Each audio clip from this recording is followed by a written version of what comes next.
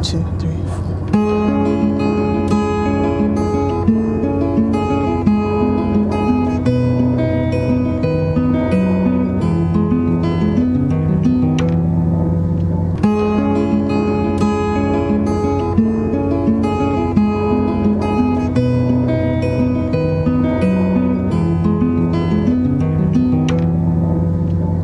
Okay, well, welcome, Micah.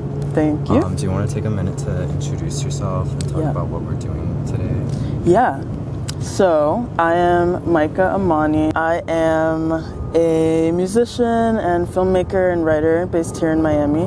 Yeah, I've been playing shows around Miami for maybe 5 or so years. Built a really great community here, and yeah, today we're gonna be kind of talking about my new single that came out December 10th. It's called Fig, I Want It All, and we have a drink inspired by it. And yes, we have a custom Fig, I Want It All cocktail. Yes! I'm so excited to taste it.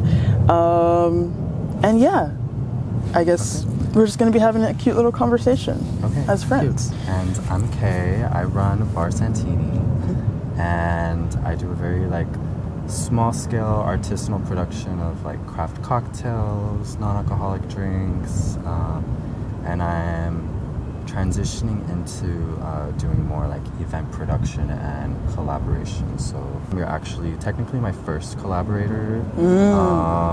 Because you go way back to before Bar Santini existed, honestly. Yeah.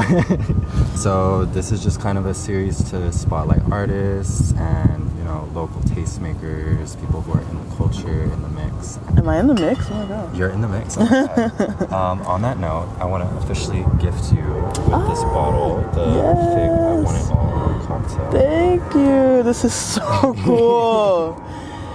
Oh my god, everyone look. Yes. Oh my god, it matches my shirt too. So cute. Everything being the same color. Yeah. Earth sign. Literally. Oh, this is so good. Do I get to take this, or are you gonna that's sell for you. it? Okay. That's your gift. So yay. yeah, definitely we can open it to have a little taste. Yeah. These glasses for that. Okay, cute. It's still early, so we can have some hibiscus tea and Sprite for us to drink. Period. Okay. Yes. Just yeah. Nice. Yeah. Oh, love. Okay, you can pour off a little for us both. Okay. Period. So what we're drinking today, it's a split base of gin and aperitivo nonino, which is a kind of wine-based liqueur, very vermouth vibes. It has this really bright nuttiness, which I thought would go really well. I did a blend of black and golden figs, cinnamon, ginger, and honey syrup with rosemary and thyme. Lovely. And, yeah, a little bit of orgeat, which is an almond syrup, to bring back that nuttiness. So very rich flavors. Yes. I'm so excited. Cheers.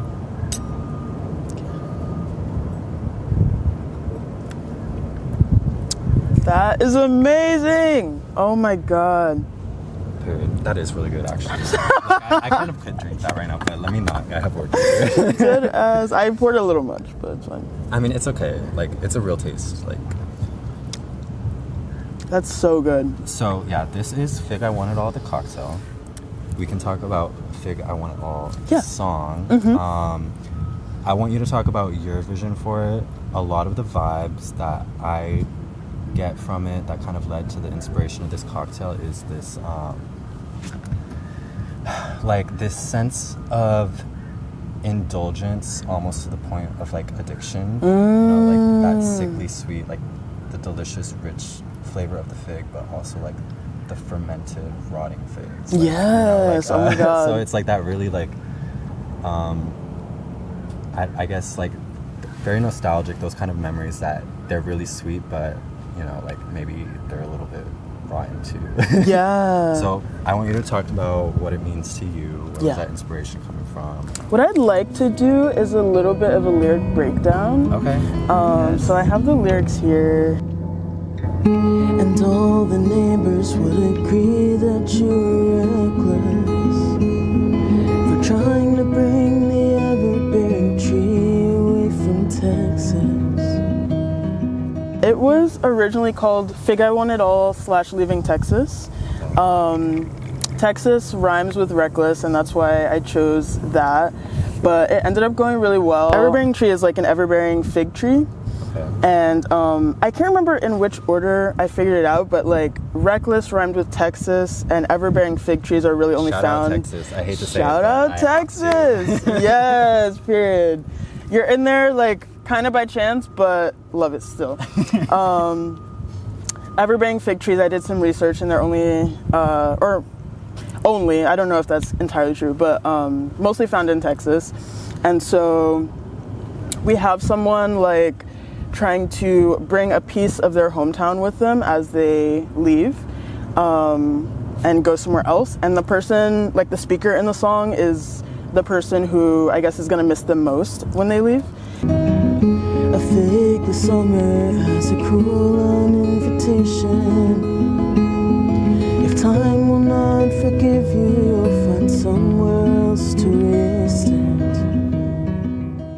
So figless kind of makes sense with fig is also the name of a person, okay. Not a real person, but it is also the person's name.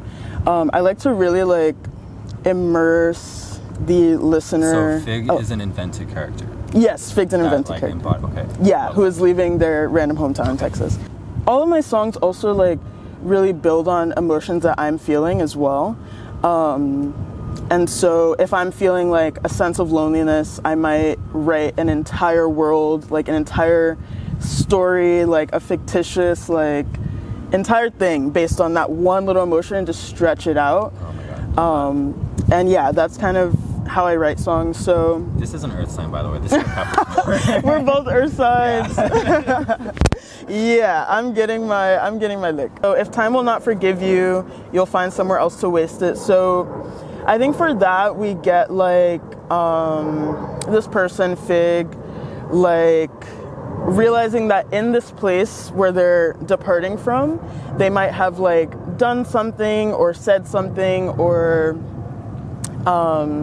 acted in ways that they can't be forgiven for. And so the person speaking to them is like, I guess just go find somewhere else to waste your time. Like that's how you operate. You're gonna flee. So it's like fight or flight. Yeah, I mean, I definitely like that sense of like, you know, you're gonna wreck it, like you're gonna do something reckless and then just leave. But like that's kind of that sense of like the rotting figs that I was like imagining. Like it could have been so sweet, but maybe we let it go on too long. Maybe it's something that we're leaving behind. Like they fell off the tree, nobody picked them, nobody ate them. Like they're rotting. Like, yeah. So that sense, and I like what you said about that sense of leaving home. In this case, Texas, I guess. Yeah, I align with that. I've left Texas multiple times. Yeah. I like actually what you were saying.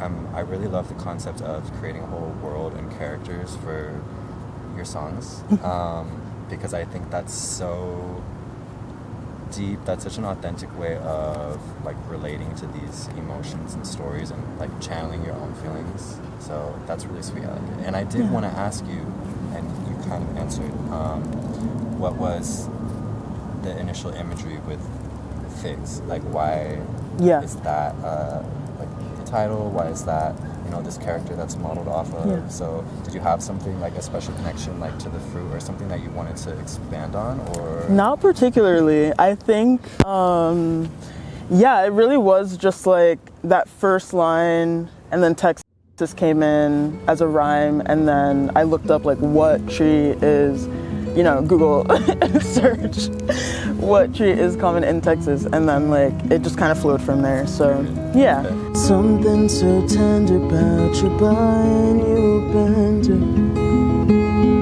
a subtle way to prove to you and your friends you're not a quitter. I hear that all the bars are empty where you're going, so dancing on a drunken Friday night might feel like fun. Second verse, One of my favorite lines I've ever written is something so tender about your biannual bender. I think it just flows so nice.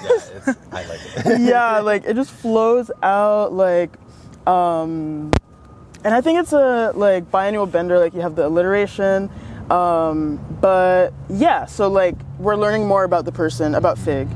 So they have a biannual bender, maybe they have like a couple times or 3 times a year where they kind of like, you know, lose control or something like that. A subtle way to prove to your new friends you're not a quitter. I think this line is like indicative of Fig cycling through friends. So like maybe, I keep saying maybe, but I know like exactly what I wrote.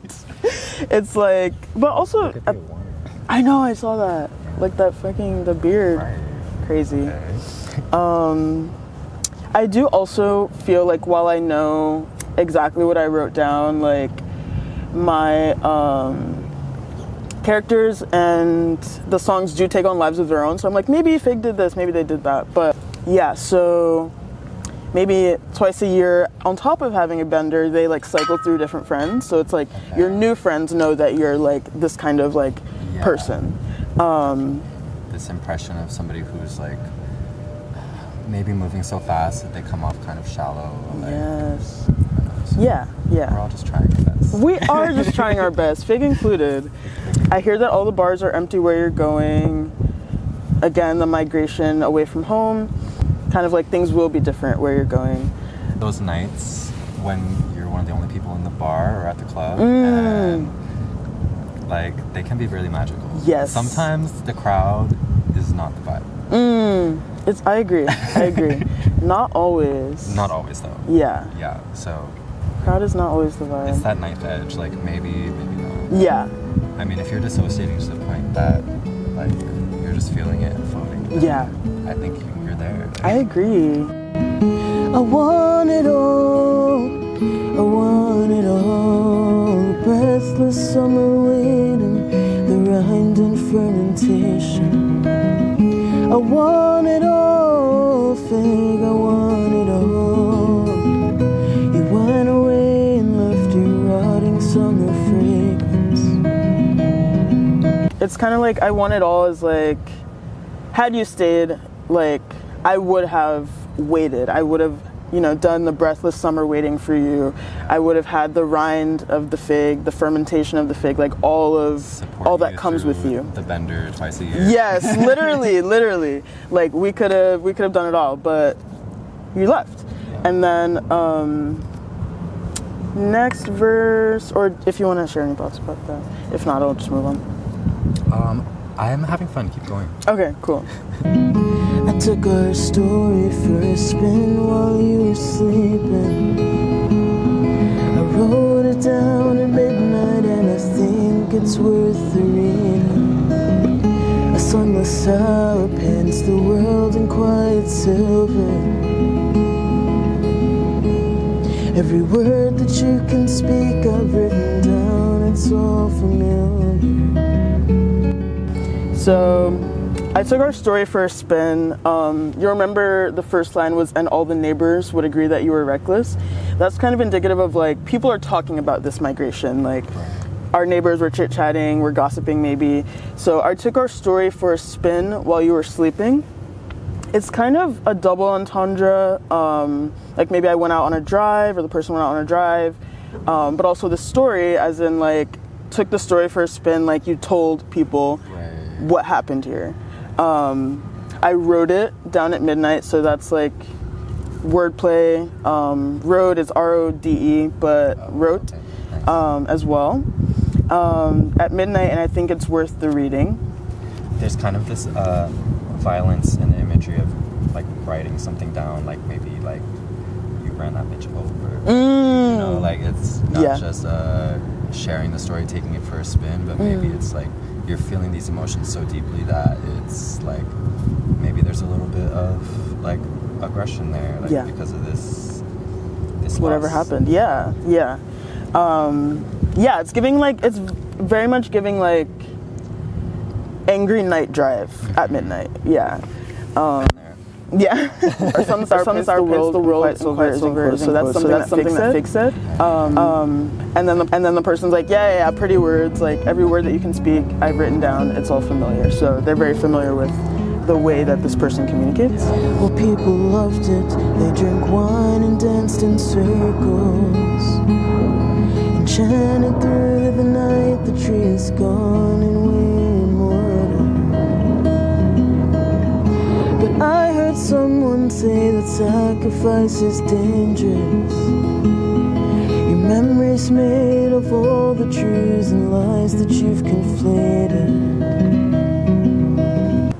I tried to, in the last verse, kind of like spin the story a little bit, reveal something that maybe the listener didn't know before, or take on a different perspective.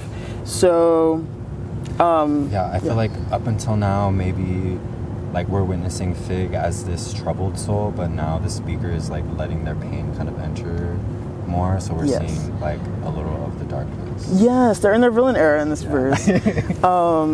So people loved it, the story that was taken for a spin. People, relished in the gossip maybe, or they like enjoyed hearing the speaker's side of the story, which is like important because every loss, every like whatever breakup, splitting of souls in a sense has two sides to it. Yeah. And in this kind of, we're hearing it from one side, but it's also like, the speaker's like, yeah, I did tell people, like, I did kind of like, and this was my pain. This is how I processed it. And it's like, if this is a breakup situation or just like a relocation that they're drifting apart because of that, we talked about Fig, like creating the appearance for their new friends, so that's the life that they're going to be living post-breakup in maybe this town with empty bars. Yeah. and like, at the same time, the speaker is creating their new world, their new narrative by like spreading this story and just living in it, just being like, yeah, that's what happened. This is where I'm at. I'm post breakup. Exactly. Yeah. So at first we're hearing like the speaker's perspective of like, this was my pain, and then we zoom out a little bit. So before now we've heard the speaker's perspective and a little bit about Fig, and now we're kind of zooming out to either like a narrator or just like a voice of reason or a third character saying sacrifice is dangerous, which could mean like maybe the celebration we're having in the wake of your relationship, or the wake of like this connection that you had, or this person moving away, is actually not as joyous as we like thought it was. Maybe it's like there's some bitterness to it. Maybe like the speaker's a little more angry than they're letting on. So that is that, and your memory's made of all the truths and lies that you've conflated. So it's like that's so true. Yeah. Like memory. No, like literally, like we make shit up, and memory is like false. It's always false. Even if you remember exactly what happened, it's skewed based on your own emotions and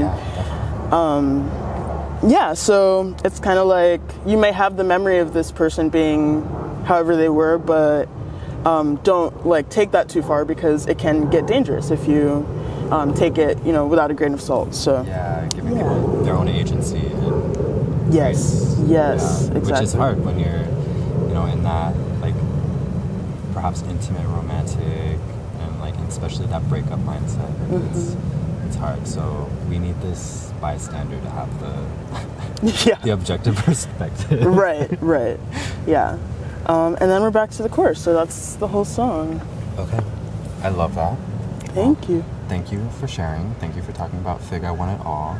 You can stream it on Spotify. Yes, or Spotify. Wherever you listen to music. Yes, it's out on all platforms. Yeah. Amazing. And then your next song? Yeah. So I have another song coming up. It's called I Know a Drummer. It's pretty sad. I had a friend, when I showed them the demo, describe it to me as like, this sounds like a night in your head. It's giving like brain is like teeming, worrying with different thoughts, and maybe some sadness, some reflections come out of that.